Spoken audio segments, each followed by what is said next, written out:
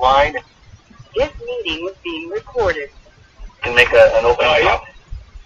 Yep, right here. Great, thank you. Appreciate you guys being on here. Just want to first off say that, very strange and unique time. Certainly, thoughts and prayers are for everyone who's, being affected by this health-wise and loved ones.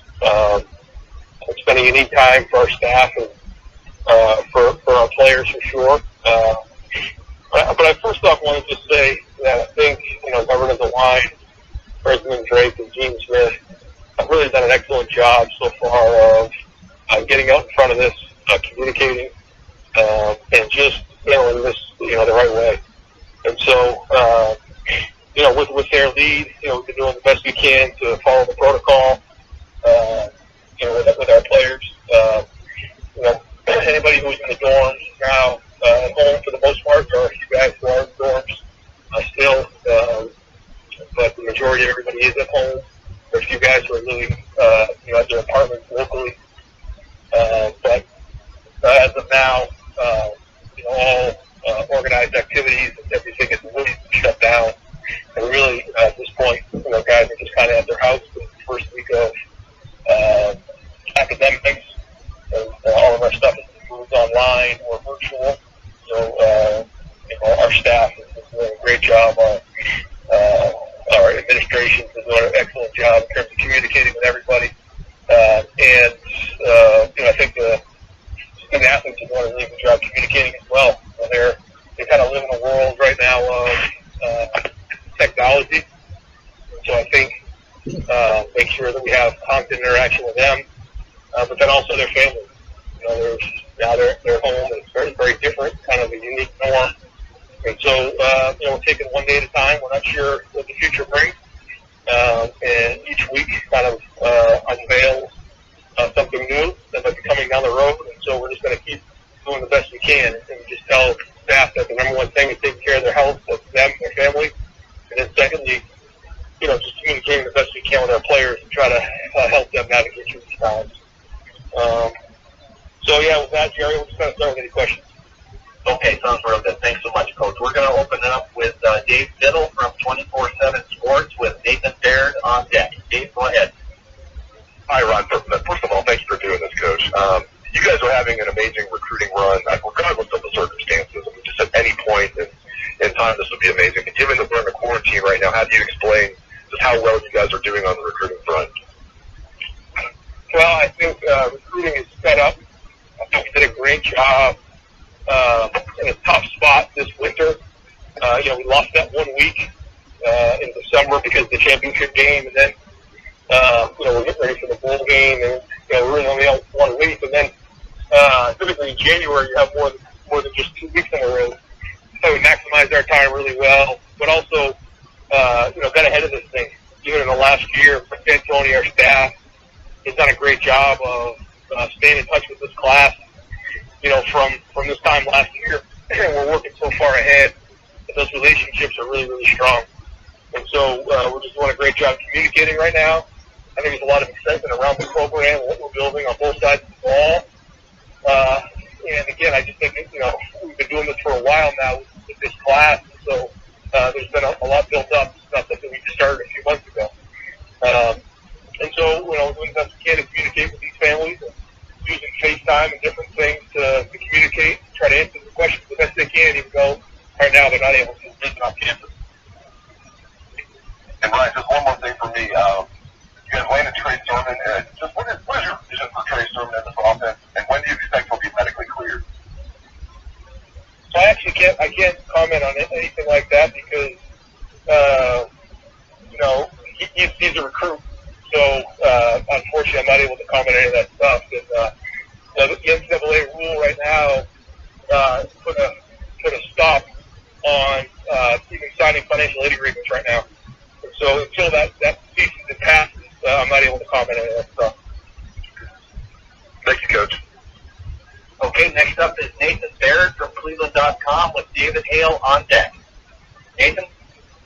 Yeah, thanks, Ryan, for doing this. Can you go into more detail about just what you communicated to the players about what they should be doing right now, or how your staff is communicating with them about, obviously, health things are the first priority, but then for football-related things, how are you guys overseeing that, holding them accountable, how they hold each other accountable? Just kind of what's going on there right now.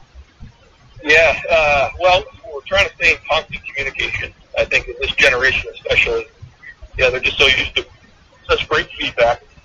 And so we're trying to make sure we give them that feedback and try to help them with all that stuff. Their lives are so structured when they're here that we have to make sure we can do the best we can remotely to give them that structure as well. So this week, obviously, the first concern was with academics, making sure that everybody was comfortable with their classes. Some of them are on what we call Zoom, which is like a Skype type of thing where people are doing that. Some of the classes were online. And so through that, we're just trying to help them with that. The football part of getting all that, in terms of working out and everything, it's very individual based. Really, when you look at the different guys we have guys who are in downtown New York City and Brooklyn. We have guys who are, in Hawaii to California to Seattle, all over the country. And so really what we've been doing is just kind of on an individual basis by the position coaches. They've been doing an excellent job of communicating with them. And Coach Maratti's been, able to send a few things out in terms of a lot of times those guys are just really at their house doing body weight things and trying to keep themselves in shape and stay healthy because we worked really hard to get ourselves in shape and ready for spring practice. And so we want to try to maintain that the best we can, given the circumstances. And specifically with the two freshman quarterbacks, any specific plan that you've given them? Because obviously it's big for them to get on campus for the first semester and kind of get ahead of things. Yeah, for them it's unfortunate because, spring practice is so important for your young quarterback. But, they do have access to our film, and we're going to do the best we can to make sure that they have everything they can to study that stuff. And, Corey will make sure that he's giving them everything they need to try to get ahead on this thing the best they can without actually, spring practice. Now, we're hopeful there's a chance down the road that we can earn some workouts that we can capture back based on when everybody comes back on campus, but until then, we're not really sure. Thanks. Okay, next up, David Hale from ESPN.com with Bill Landis on deck. David? Hey, Ryan, I appreciate you doing this. I'm just curious, obviously this is sort of uncharted territory and nobody really knows what comes next, but assuming a season starts on time and you get guys back on campus by this summer and into August for camp, where do you see the potential biggest ripple effects of all this showing up, whether it's academics or young guys, freshmen getting acclimated or any of those things? But where do you see maybe the biggest kind of long-term impact? I think, like you said, it's hard to say. I don't think we know yet. But I think a lot of it has to do with, how long the quarantine lasts and what kind of shape our guys can stay in this period, because it's very important that we stay in great shape physically. But, if it gets that far, it wasn't that long ago that August and they got themselves in shape and, you went through preseason camp and you did everything you can to get them into shape to go play in September. So that model's out there, and it's very different than what's happened over the last 10 to 15 years. But we'll adjust the best we can and try to solve the problems as they come. But I think it's hard to project, like you said, what some of the major issues are going to be until we know how long we're in this. One of the things that I've kind of heard from a lot of people is that this is probably a situation that will do a very good job of separating the disciplined, mature guys from the perhaps less so. How much of an advantage is it for a team like Ohio State and yourself that you've got, a lot of veterans, particularly at the quarterback position now, and guys who kind of know what it takes to be playing at a high level when you're not there sort of for the day in and day out, face-to-face stuff? Yeah, I think the accountability is at an all-time high in terms of making sure that these guys are doing what they need to do. And like you said, the older guys know what they're supposed to do. The younger guys need a little bit more guidance. But like like everyone says, character is really shown when nobody's looking, and this is the ultimate test of that. Thanks so much. Appreciate it. Okay, next up, Bill Landis from The Athletic with Dan Hope on deck. Bill? Hi, Ryan. I know you guys never talk specifically about injuries, but I'm curious about how you're just handling guys who might be hurt, sort of regardless of the severity. Obviously, they can't be there working with your staff in person or in the facility. So how are you guys managing that stuff to get guys recovered in the right way when they're not here?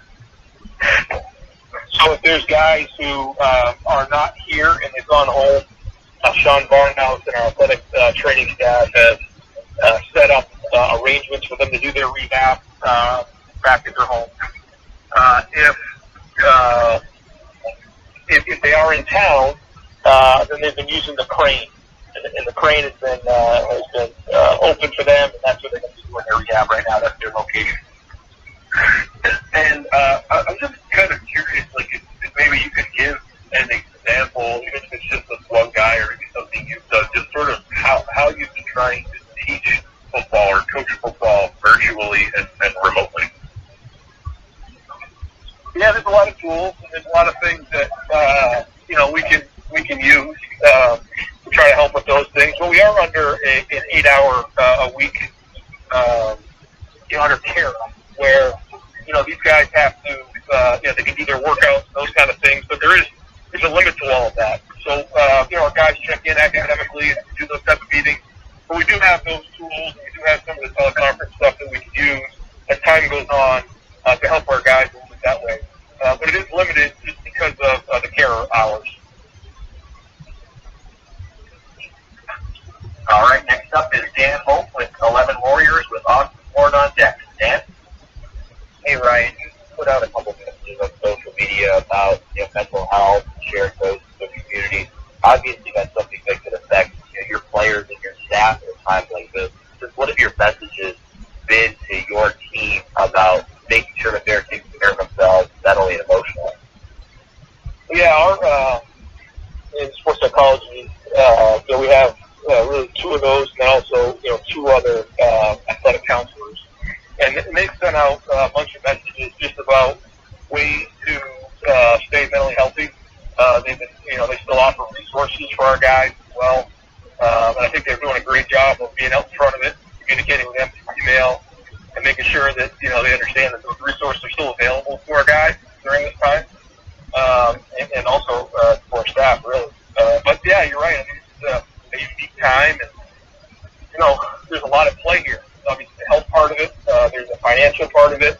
Which is going to put a burden on a lot of families, and then just being at your home and a new norm. Anytime there's a new norm that kicks in, there's an adjustment period there. So just trying to be aware of it, trying to bring attention to it, make sure that people are at least conscious of it. I think that's a big part of it.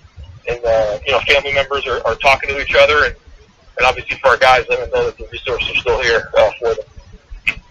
You mentioned the financial part of it. Obviously, you have a team of guys that come from a lot of different backgrounds, and some guys might have more resources to be able to work out at home than others. Do you and your assistant coaches kind of have to keep that in mind in terms of what you might suggest to each of your players during this time? Yeah, that's absolutely right. I think that's what I was saying, where everybody's a little bit different. There's not a lot of people who have full gyms in their house, so that's kind of out. But there are some people maybe that would have access to some dumbbells or something like that in their basement. But then there's other people who don't, and so that's where Mint, our strength and conditioning staff, is doing an excellent job communicating with them.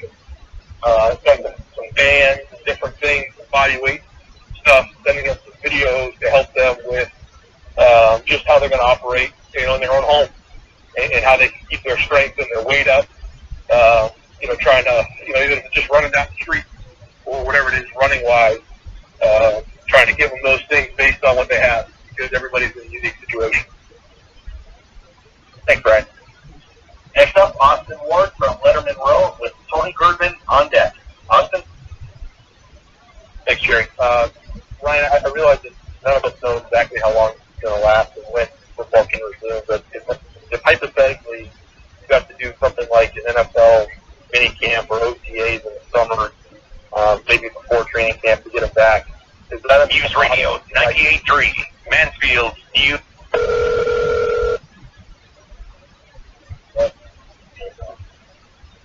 Is that a model that you might actually prefer?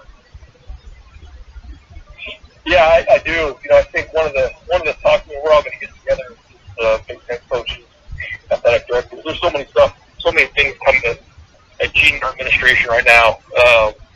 You know, those guys are dealing with, you know, things with spring sports and so many other issues. But, you know, I've already talked to a couple of the Big Ten coaches about their thoughts.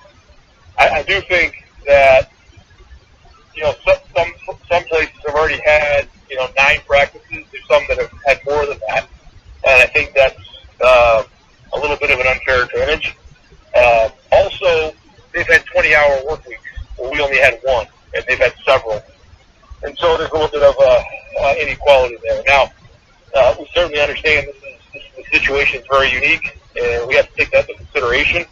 But once we know, you know, when we're going to kind of get back into this thing, then we'll try to come up with something. And I think one of the models that we need to consider, like you said, is some sort of OSP or OTA, you know, models that were out there in the NFL. But until we kind of know what the parameters are, it's hard to create anything.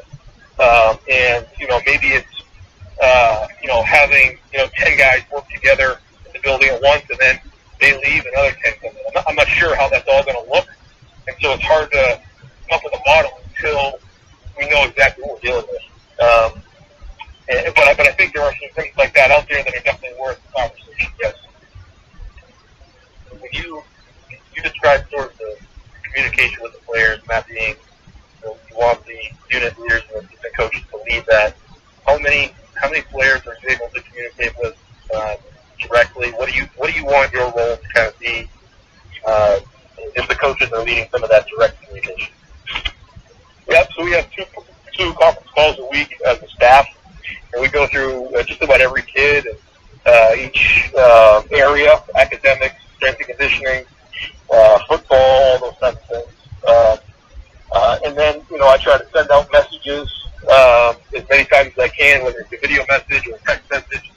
Also, you know, visiting with the leadership committee and making sure that, you know, those guys are doing the best they can to communicate with their units.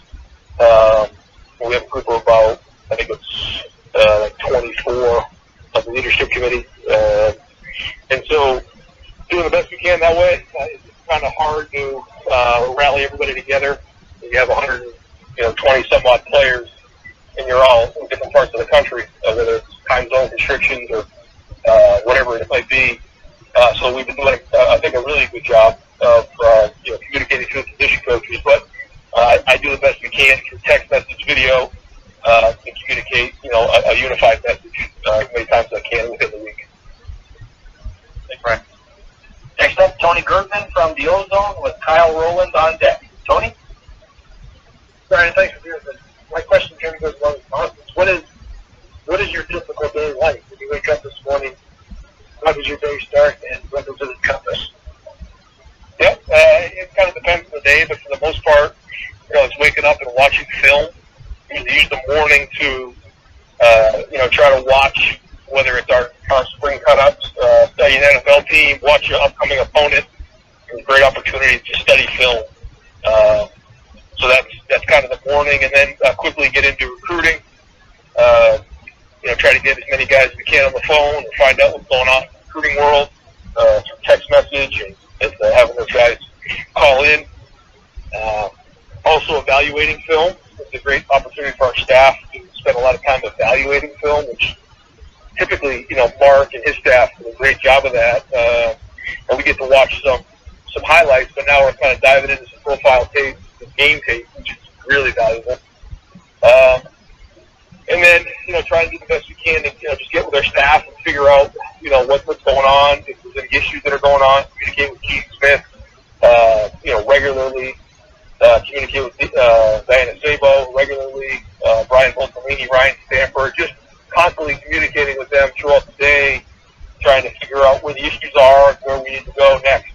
Certainly, probably talk to Nick Marotti, you know, 2 or 3 times a day about everything going on with him. his staff. So a lot of phone calls, a lot of FaceTiming, and a lot of watching film.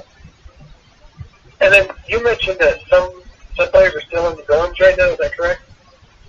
Yeah, there are a few that we decided that whether it was because of an injury or whatever it was, that they were better off being here on campus in the dorm. And so there are a few guys here who are in the dorms that they went through and filed a waiver and got that done. So they're local. Thank you. And that is the university policy, everyone, where students, for whatever reason, if they're from a hot area and couldn't go home, they could waiver to petition to stay in the dorm. So that's the university policy. Up next, Kyle Rowland from the Toledo Blade with Bill Rabinowitz on deck. Kyle? Hey, Ryan, thanks for doing this. You guys had a record number of early enrollees this year, and the spring obviously would have been a pretty important time for them. Just how much concern is there just trying to make up that lost time? I don't know if it's a concern as much as it is just, disappointing that they weren't able to get those practices under their belt, and hopefully we can recoup those at some point. But it is what it is. And, it's the same for everybody else throughout the country. And good news for us is a lot of our young guys played, especially in those first 10 games. They got a lot of snaps. Some kids over 200, 250, 200 snaps last year. Our quarterback's returning. So I feel like in terms of game readiness, we do have a fairly veteran team. But there are a lot of guys in there. 14 guys who, we were counting on to get a bunch of reps and give us some depth coming into the preseason. So, it is what it is. We're going to do the best we can to try to get those guys up and running. But certainly, an unfortunate situation. But there's bigger things that are ahead of us. That obviously the health of everybody is what we're focused on and making sure everybody's healthy. For sure. And then a semi-non-football question, kind of going off what Tony asked you about your daily life. I know Americans are all talking about a lot of them finding it difficult to work from home, and they're trying to adjust to that. I was just wondering, for you personally, is it hard to be doing all this work from your own home? It helps when the sun's out, I'll tell you that. You can walk outside the house and walk around the yard or the neighborhood a little bit. When it's raining and cold and you're kind of cooped up in the house, not as much fun. But, we're trying to look at it like how many times as a football coach are you actually as much of an extended period of time with your family, and trying to make a positive out of a negative, and just in terms of reconnecting with the family, spending real time with the family. And there's obviously a pandemic going on, and it's stressful for everybody, but trying to do the best we can to keep our minds off of that at night or whenever we have family time. Thank you. Up next, Bill Rabinowitz from the Dispatch with Mitch Stacy from the Associated Press on deck. Bill? Hi, Ryan. Most coaches appear to be I don't worry about what I can't control guidelines. So what level of concern do you have about the season being delayed, shortened, or maybe not even being played at all? I don't know. I really don't. And for me to comment on it, I'm just, ignorant to really what's real and what isn't. And there's just so many scenarios out there. Like you said, you can go down a lot of rabbit holes. And until we know for sure, I feel like we're kind of wasting energy because we don't know. Certainly it's a concern. That would be awful. But trying not to get that far down the road, trying to do a great job with today. And again, I know that sounds cliche, but until we start to know more, which I'm hoping we do over the next 2 to 3 weeks, at least to forecast it out, it's hard to get that far ahead of ourselves. In terms of Master T, I don't know whether he had surgery, was going to have surgery. Can you update his status right now? And obviously, he's a guy you would definitely want to be able to be monitored closely with Adam Stewart or whoever it be. Yeah, again, I can't really get into too many details in terms of the medical stuff, but he is local, and which is great. And he's going to rehab and do a great job of that. Tony Alfred's in constant communication with Master. And Master's a very mature young man. He's got his priorities straight. he's going to attack this rehab, and he's going to do the best he can to get back as fast as possible. And, he's a little bit of a genetic freak. So, we're hopeful that with our team and with his hard work and just the way his genetics are, we get a speedy recovery here. But we also don't want to rush it. So there's a fine line there. But he is local, and, he's going to do everything he can to get it back. And just a quick one, nobody in the program has tested positive, correct? That is correct, yeah. Now, it's, that's one of those things where, we all know that the testing part of it is taking time and everything like that, but there's nobody in our family right now that we know of that is tested positive. Okay, thank you, Ron. Next up is Mitch Stacy from the Associated Press with Heather Dinich from ESPN.com on deck. Mitch? Hey, Ryan. Hope you and your family are well. Along those lines, and along the lines of the questions that some of the others had about how you're spending your day, do you have a home office at home where you're going in and putting in so many hours and then coming out and having family time? Or how are you breaking it down with all this time at home? Yeah, so we're trying to get into a routine. Like you said, I do have a little bit of an office that up until this point I've never used, to be honest with you. And so, yeah, the mornings, wake up, have breakfast, and then that's work time for the kids. They have their projects, different things they do, homework. And Nina kind of just goes through that with the kids. They're getting a lot of their stuff online, and that's constantly changing. And then around lunchtime, it's kind of an area we all try to work out, try to get, a run in or, whatever it might be for everybody in the family. We try to keep it that way. And then we get back in the afternoon and they work on their projects, different things, and then I kind of get back to work. So we're just kind of broken up the morning. There's a session of work, there's lunch and workout in the afternoon, and then back to work, late in the afternoon. But you're always on call, and, with the phone calls and everything else, it's always right there, and I can't tell you how many times we've sat down as a family to do something, and the phone rings, and then I'm off and running. So, but yeah, try to create a routine best we can for the time being. Okay, thank you. Next up, Heather Dinich from ESPN.com with Joey Kaufman on deck. Heather? Hey, Ryan, can you hear me? Yes. Okay, thanks. It's Heather. So you talked a lot about some of the things that you guys and your staff are asking the players to do.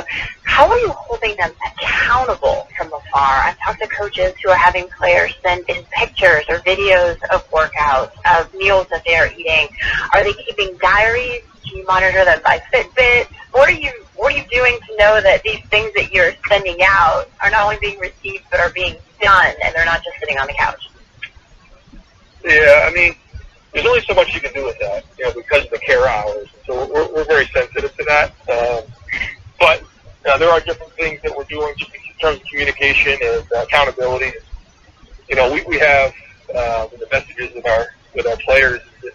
If we have to, check on you anyways, or if, you say you're doing something and you're really not, then we're not much of a team anyways.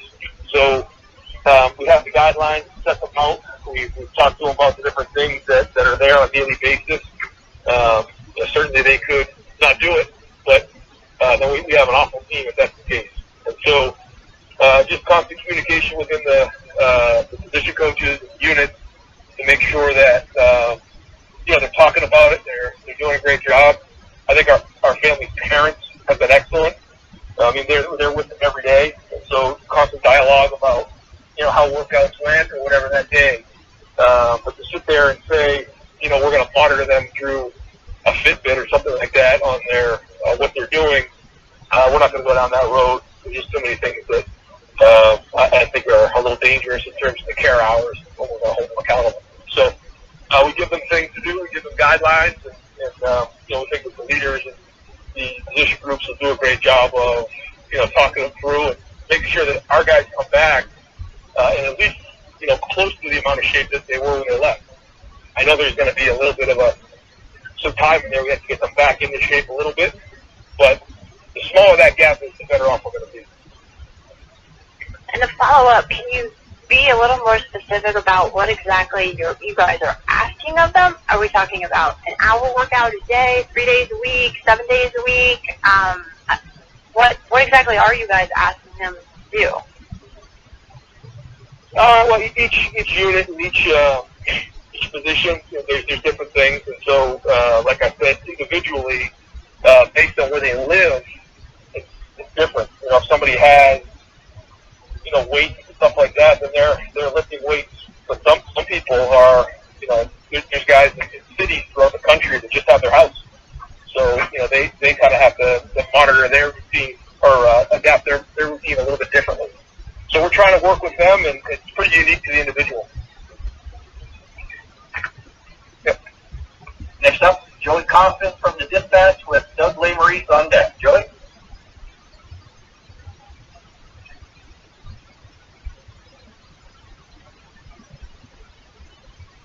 Joey, are you there? Sorry, I was on mute there, guys. Ryan, just from conversations you've had with guys that are scattered across the country, just on a general level, what's like their biggest, I guess, is there like a sense on like what guys are like feeling and worried about, or just what's, I guess, your overall like sense on how guys are doing right now? I think we're doing pretty good. Yeah, it sounds like, just in the interactions that our coaches are having with our players, they're doing well. That, although it's kind of a strange time, they're handling it well. The communication through the classes virtually and online isn't as foreign to them as maybe it is to you and I. So they're not as frustrated as, again, maybe you and I might be. But, I do think they need that interaction, though. And I think that this generation, more than ever, has gotten a lot more feedback and is used to that feedback. So the interaction is really, really important. And I think the more interaction we give them, the better off they're going to be. We're still only, I guess, a few weeks into it. So we had 2 weeks of spring break, and then this is the third week here. And we have to just make sure that we're staying on top of the communication and that interaction, because I do think there's a void there that they're going to start feeling as time goes on more and more. And then we'll just keep trying to address that as time goes on. But I think overall they're doing okay. And just one follow-up on some of the school stuff. How do you maintain accountability for making sure guys are going to class or virtually and just staying on top of stuff like that? Because you obviously can't go into the class. Make the guys are in attendance. Yeah, so Sasso, is doing a really good job of that, just on a daily basis, going through and talking to our guys and making sure that they have tutors and they're going to their tutors. And so we're still holding them accountable on a daily basis. And, whether attending the Zoom sessions and the virtual classes. And so we're getting daily updates on all of those things. And our coaches are holding them accountable to that and making sure that they are on top of all that stuff. And again, I just can't thank our parents enough, because they're the ones who are right there with them. And they can really feel it. So we're just using them, especially with some of those younger guys, to help us with this. Because we can't be right there. But we are trying to hold them accountable to all those things. Thanks. All right, next up is Doug Lamerise from Cleveland.com with Tim May on deck. Hey, Ryan. Food question. When you're at home working, have you found a go-to snack for yourself during this time? And how are you guys monitoring the nutritional aspect of this, obviously, with guys everywhere and maybe not having access to the kind of food you guys have at the Woody? What's that component for you guys? No real go-to snack. However, I've been to the crock pot a little bit. Pretty easy. You just throw some stuff in there in the morning, and then you put it on low. You let it cook all day, and then it's ready for dinner. So I kind of like to work the crock pot. In terms of our guys, we're actually able to send them some stuff. For certain guys, we're able to ship them out, whether it's protein mix or perishables. Actually have some frozen meals for the people who are local. And then able to, for the guys who are in the dorms, we actually just recently are able to give them some money that typically they would be using for Buck ID locally to spend some money. We're able to give them that money so they can go buy some things back home. So we're able to ship some food out. then also we have to give some of those guys some extra money. And then just a big picture question, Ryan, and obviously nobody knows what's going to happen. Nobody has answers. The most important thing is keeping people safe. But just how you feel about it as you thought about this. Just what have you thought about the idea of we're back, we have a football season, there's a return to normalcy versus the idea of there is not football or football is delayed. We don't know what's going to happen, but have you allowed your mind to wander in those two directions? Not really. Just because I've done that in my past, and it's a lot of wasted stress for something that maybe isn't going to happen. And I try the best I can not to do that. Now, when it's appropriate, we need to forecast and plan for something, then I think we do that.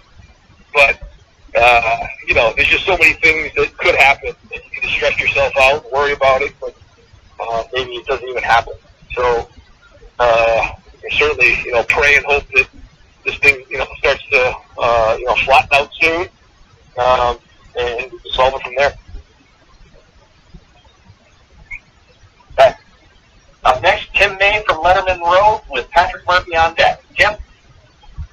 Yeah, Ryan, Al Washington said during the spring we got to talk to from a senior leadership or elder leadership in terms of guys leading younger players and also teaching them. This is absolutely the best situation he's ever been around, meaning Ohio State football. And I'm just wondering, why do you think that is, and how do you think that will help carry these guys through this stressful time? I think it's going to be really good for us because, like you said, there's a lot of guys that have been on the program for several years who have played a lot of football. And I think when guys get in the program and get to play early on, it makes them grow up faster, not much faster. You look at a guy like Zach Harrison, who came in last year, and look at all the reps he played. That forces you to grow up really fast. And when you take guys like, an Allen, like Tuff Borland or Pete Werner or Justin Hilliard, these are guys who played a lot of football here, who are great people, who come from great programs. And that's a big part of recruiting, certainly, is talent, but it's also the type of kids. And so, our aim is that, situations like this, or, when you go through tough times, you go through adversity, that character shows. That's a big part of who we're recruiting. And that's where, the families and the character of these kids got to really help out in times like this. So, yeah, I think it does. I think in the end it's going to help us. Hey, really quickie, is there one film, video, show that you've gotten a movie that you've gotten to watch over the last week or two that you would not have gotten a chance to, that you would recommend to others? I watched that Tiger King the other day on Netflix. My wife and I finished it the last week. I got to tell you, that was very entertaining, to say the least. Thank you. All right, next up is Patrick Murphy from 24/7 Sports with Rob Aller on deck. Patrick? Hey, Ryan, I know you guys didn't get nearly as much as spring practice as you would have wanted, but out of the handful of practice you did get, how much did you feel like you guys got out of it? What was accomplished there? Kind of give us a recap of those key practices you did manage to get. I thought we got a lot in those three practices, but we were just getting started. So it's really hard to say. Certainly very disappointed we weren't able to get out there and develop the young guys and also enhance our team on both sides of the ball. So we just got to do a great job of that this summer. But, again, the good news is a lot of guys out there playing a lot of football. At the receiver position is probably the most inexperienced. And so, we'll have to do a great job of that group. But when you look across the board at almost every position, there's some experience and a bunch of guys who are veteran out there. So you could tell right from the first practice, it was almost like we picked up off the ball practice. We were kind of rolling and practicing, and the guys were executing on both sides of the ball at a fairly high level. Disappointed we weren't able to enhance the team and get the younger guys going. But, again, hopefully, somewhere along the line we're able to recruit some of that stuff. Great, thank you. Next up is Rob Aller from the Dispatch with Bruce Hooley on deck. Rob? Hey, Ryan. First unofficial question, what are you throwing in that crock pot? You can save that one. And really what I'm curious about is you talked about position groups, and I would think that some groups are more challenging than others to get really workouts in? I mean, I guess the kicker gets lots of fields and kicks, but the receiver group, Ryan, what have you found, or have you found any group a little more challenging in the feedback with your assistants? Yeah, chili is the one that I'm working on. I'm trying to work out the ingredients to get the best chili I can possibly get going. One was a good one, the other one complete failure.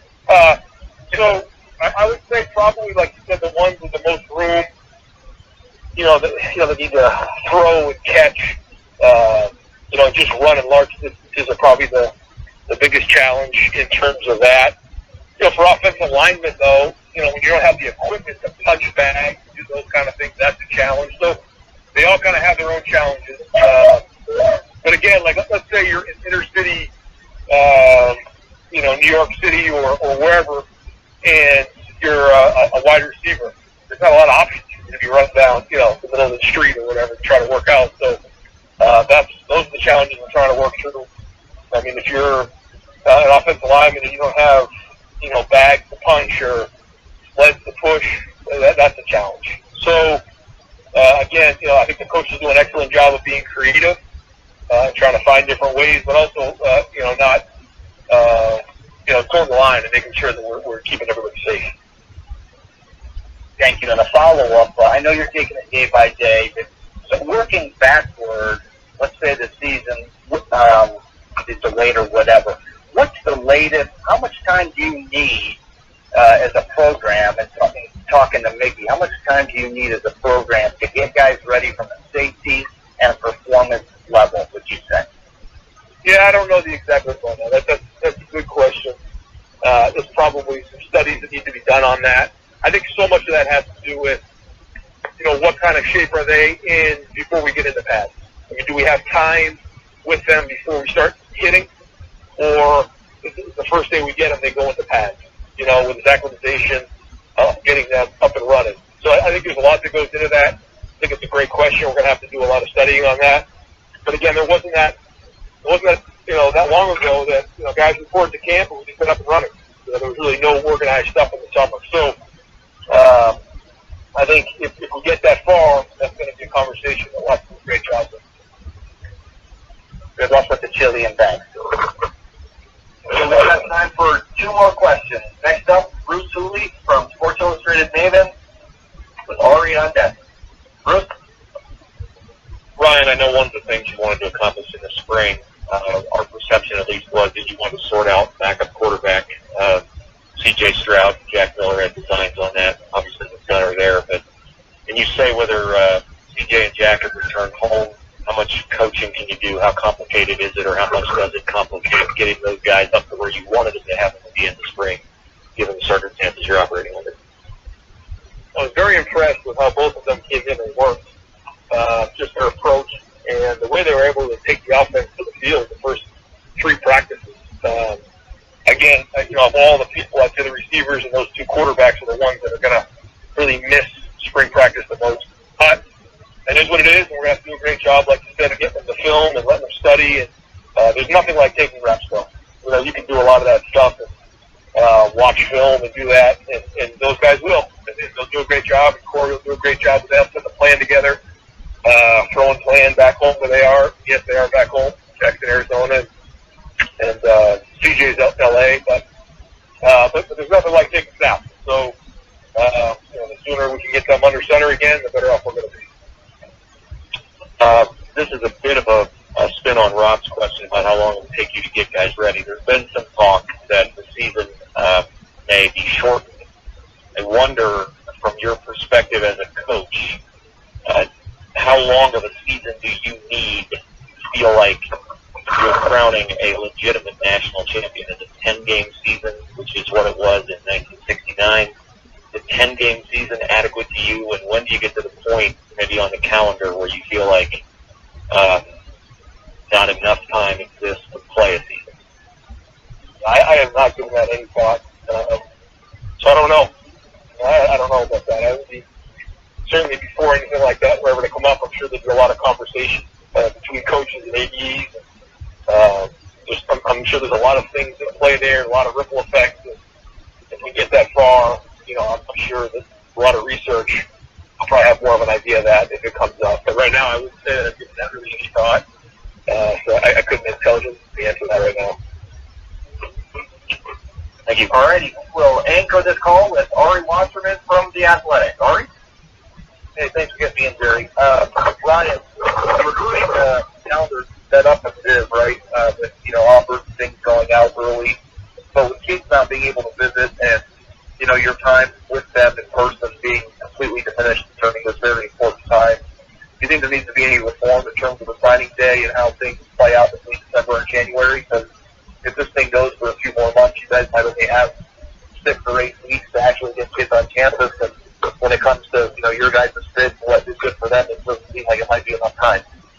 Yeah, I think there definitely could be some reform in different areas. I don't think it's drastic, but I do think that, based on when we're able to get people back on campus to visit, that, we should be able to at least, change a few things. We've lost a lot of time. February's dead. March is now dead. April, up until the 15th right now is dead. So, I think if we can kind of get visits up and going in May and June, I think we're okay. But if it keeps getting pushed back, then I think there should be a little bit of reform in terms of opening some things up for some more visits during the summer.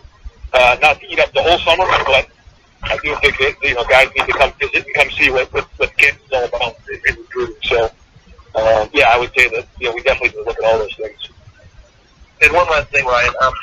I've been seeing online, and I don't know how possible it is in terms of just the execution of it, but I've seen schools trying to do virtual tours.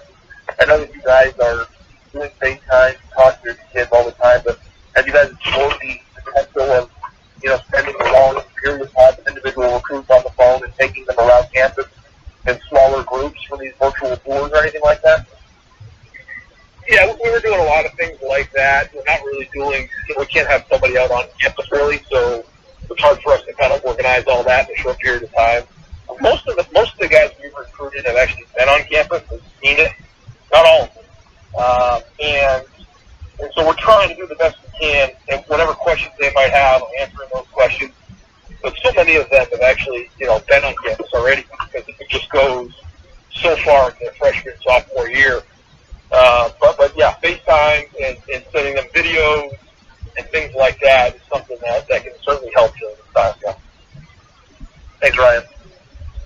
Hey, Jerry? Yes, sir. Yeah, I just wanted to say to everybody, I appreciate, all your guys' work and in this time, where people are kind of at their homes, I appreciate, just the work you guys do and giving, Buckeye Nation and the fans and everybody something to grab onto on a daily basis. So, really important to give them something to look forward to every day.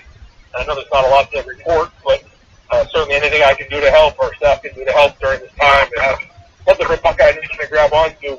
I appreciate everything you do.